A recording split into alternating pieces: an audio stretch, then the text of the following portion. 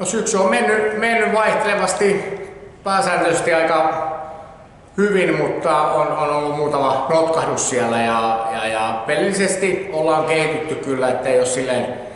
silleen hirveätä ongelmaa mun mielestä sen suhteen, mutta että ehkä semmoista tasaisuutta vielä siihen pelaamiseen ja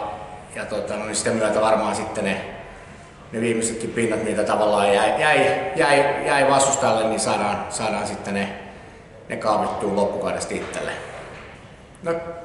kyllä niin kuin tavallaan ehkä tuli semmoinen, siinä oli vähän heikompi jakso ja sitten pelattiin Sipoo kärkimatsi vieraissa ja Granimatsi kotona, siinä pidettiin kummatkin joukkueet nollilla ja ne oli 1 ja 2. Et semmoinen tavallaan aika hyvä meille mittari ollut, että pystytään niin kuin parhaimpia vastaan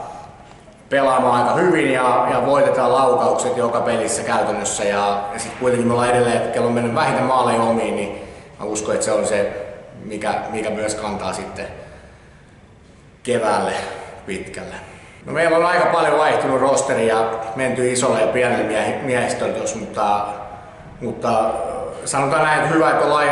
laaja rinki, että ei ole mitään semmoista isompaa, mutta että pieniä poissaoloja, flunssaa, jotain pieniä kolhuja, mutta ei onneksi isompia loukkaantumisia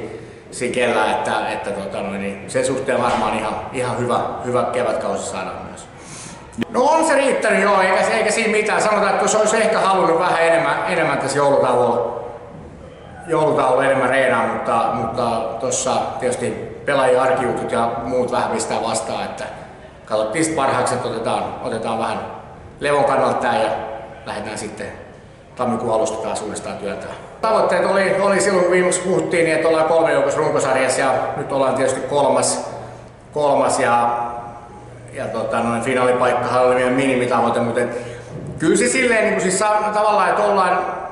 ollaan niin kuin tavoitteessa ja tavallaan tyytyväinen, mutta ei me niin kuin, mun mielestä niin kuin kylläisiä olla, että kyllä meillä on vielä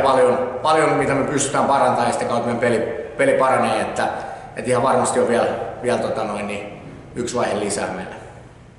Ei muuta kuin kaikille meidän tukijoille, katsojille hyvät joulut, uudet vuodet ja tulkaahan taas peleihin tammikuussa, kun homma jatkuu. Moikka!